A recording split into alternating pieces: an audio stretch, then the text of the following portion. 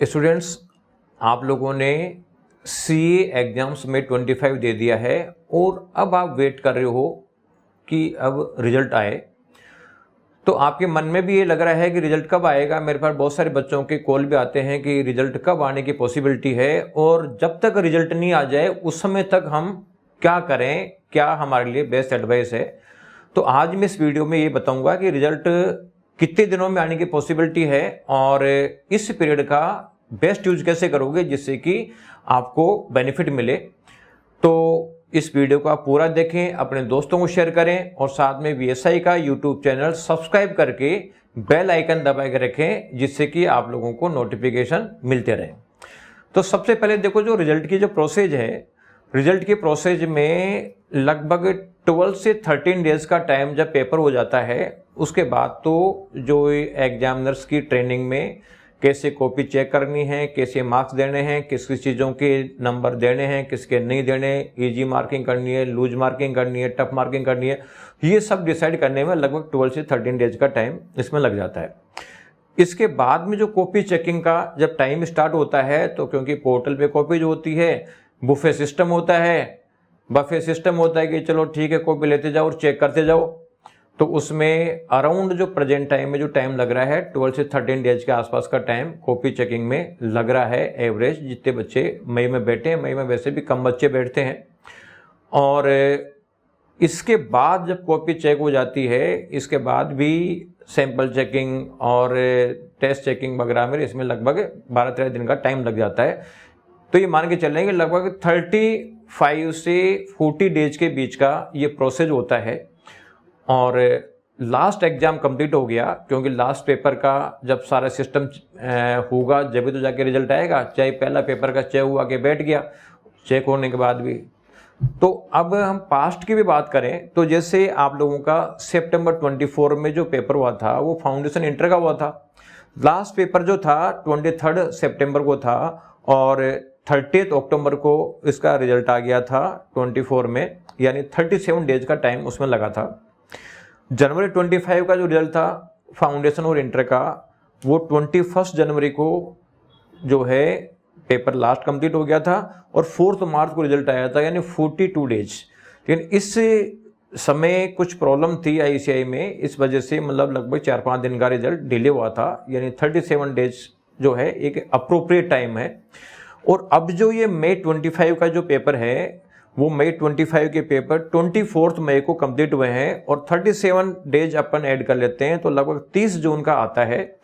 तो आप ये मान लें कि चलिए कि आपका जो रिजल्ट है वो 30 जून के आसपास आने का पॉसिबिलिटी है, क्योंकि मैंने आपको टाइम बताया था। तो 35 से 40 डेज के आसपास का जो टाइम है वो पूरी प्रोसेस में लगता है, इतना तो लगेगा।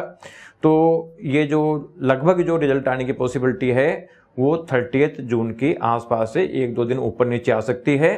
तो यानी मान के चलें कि अभी से आपके पास में लगभग 32 के आसपास डेज बकाया है। अब इस पीरियड का यूज कैसे करना चाहिए। जैसे फाइनल के बच्चे हैं, लग रहा है कि यार हम पास हो जाएंगे, कोई दिक्कत नहीं है, बॉर्डर लाइन से काफ़ी ऊपर हैं, तो इसका मतलब वो मस्त रहें, आराम से एंजॉय करें, अपनी आर्टिकलशिप ज्वाइन करें, उनको कोई टेंशन करने की ज़रूरत नहीं है। वो तो बस अपने इंटरव्यू की प्रिपरेशन कर दें स्टार्ट, जिसमें थोड़ा सा कम्युनिकेशन स्किल इंक्रीज करना, पर्सनालिटी डेवलपमेंट इंक्रीज करना, इस तरीके की चीज़ें करें जिससे कि उनका फर्स्ट इंस्टेंस में जॉब रिक्रूटमेंट हो जाए।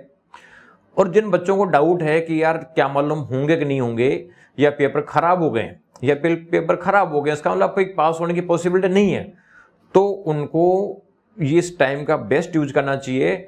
अपने जो वीक सब्जेक्ट्स हैं उसको बार बार रिवाइज करने की प्लान कर लेनी चाहिए, क्योंकि जब ये रिजल्ट आएगा उसके बाद अराउंड आपके पास में 2 मंथ का टाइम बचेगा। इसका मतलब है कि पहले जो 4 महीने का टाइम बचता था CA फाइनल की प्रिपरेशन के लिए, अब 2 महीने का बचेगा। तो ये मान लो कि 2 महीने का टाइम बहुत शॉर्ट पड़ता है, इसलिए इस पीरियड का यूज करना आप लोगों के लिए बहुत जरूरी है। और जिनमें कंटीजेंसी है, तो कंटीजेंसीज है तो पास होंगे कि नहीं होंगे, तो उनको भी अपनी प्रिपरेशन रखनी चाहिए, क्योंकि पास हो गए तो बहुत अच्छे हैं, नहीं हो तो कम से कम कुछ चीज़ें तो सीखेंगे। इसलिए इसका आप यूज करो। वैसे नॉर्मली देखा जाता है कि जिनको पास होने का डाउट होता है वो भी पढ़ाई नहीं करते हैं, टाइम वेस्ट कर जाते हैं और बाद में आगे के विशिष्ट साइकिल में फंस के और दिक्कत आ जाती है। इसलिए 1 महीने का जो यूज है वो आप लोगों को बेस्ट करना चाहिए। इंटरमीडिएट वाले जो बच्चे हैं जिन्होंने इंटरमीडिएट की एग्जाम दी है और पास होने की पॉसिबिलिटी है, IIT-OT ट्रेनिंग स्टार्ट कर दो। और पास होने की पॉसिबिलिटी नहीं है तो क्योंकि उनको भी रिजल्ट के बाद 2 महीने का टाइम मिलेगा, इसलिए उनको भी इसका बेस्ट यूज करना चाहिए। जो भी अपना वीक एरियाज है कम से कम उनको तो स्ट्रॉन्ग कर लो इस पीरियड में, जिससे कि उनको भी आपको दिक्कत नहीं आए। और जो CA फाउंडेशन वाले बच्चे हैं और उनको पास होने की पॉसिबिलिटी है, इसका मतलब है कि उनको CA इंटरमीडिएट की तैयारी चालू कर देनी चाहिए। अभी से इंटरमीडिएट के एग्जाम के 11th मंथ का टाइम बचा हुआ है, तो 11th मंथ जो है वो काम आएगा। और रिजल्ट के बाद अगर मान लो आप करते हो तो इसका मतलब है कि आपके पास में टाइम कम हो जाएगा, तो उसमें थोड़ी रिवीजन करने का टाइम कम मिलेगा। और अगर मान लो डाउट है फाउंडेशन क्लियर करने में, तो डाउट है तो ये मान के चलो कि आप लोगों को प्रिपरेशन स्टार्ट कर देने चाहिए। तो देखो ये डाउट कल मैंने वीडियो बनाया था कि उसमें बोनस मार्किंग का क्या स्कोप है। तो बोनस मार्किंग तो ऐसे ही देते हैं, बहुत सारे बच्चे कहते थे बोनस ऐसा कैसे पॉसिबल है। तो आप लोगों की इन्फॉर्मेशन के लिए बता दूं कि ICAI की जो कॉपी चेक होती है, एक्चुअल में अगर आपको रिजल्ट दे दे तो रिजल्ट कुछ भी नहीं रहेगा। आप जो लोग लिखते हो नोट्स पढ़ के उसमें नंबर कुछ नहीं आते हैं। ये तो ICAI धक्का दे के आप लोगों को पास करती है। तो इस गलतफहमी में तो रहना ही नहीं कि आप अपनी मेहनत से पास होते हो। ये सारा का सारा ICAI की दया से है, ICAI पास कर देती है, उसकी वजह से रिजल्ट आता है। बहुत सारे केसेज में तो जो बोनस मिलता है तो वो तो कॉपी में अलग मार्क्स होते हैं, मार्कशीट अलग होते हैं। और जब अगर कॉपी चेकिंग से मार्क्स नहीं आ रहे होते हैं तो ICAI लूज मार्किंग करवाती है। तो कई बार बच्चे होते हैं जिसने ICAI की मॉड्यूल से पढ़ के एग्जाम दिया है। मैं देखता हूँ हमेशा कि ICAI की मॉड्यूल से पढ़ के जिसने एग्जाम दिया है एक्सपेक्टेशन से ज़्यादा मार्क्स आते हैं। और अगर ICAI की बजाय नोट्स पढ़ के एग्जाम दिया है तो एक्सपेक्टेशन से काफ़ी कम आएंगे। लेकिन बच्चे ICAI को दोष देते हैं कि साहब हमारे कम आए, लेकिन वो मार्क्स भी बढ़ाए हुए हैं। तो आप ये मान के चलो ICAI की मॉड्यूल से पढ़ा करो, फिर आप लोगों को इसमें दिक्कत नहीं आएगी। तो इसका बेस्ट यूटिलाइजेशन करो, क्योंकि ये 4 महीने का जो एग्जाम का टाइम फिक्स किया है ICAI ने, यानी 3 अटेम्प्ट का, वो एक तरीके से दुधारी तलवार है। एक तरीके से मान के चलो कि जो अगले एग्जाम के लिए रिवीजन करने का टाइम मिलता था वो टाइम आधा रह गया, इसलिए रिजल्ट में बहुत बड़ी दिक्कत आ सकती है अगर आप इस एग्जाम में अटक गए तो। इसलिए अगर आपको डाउट है तो प्रिपरेशन आप कंटिन्यू रखें। Thank you.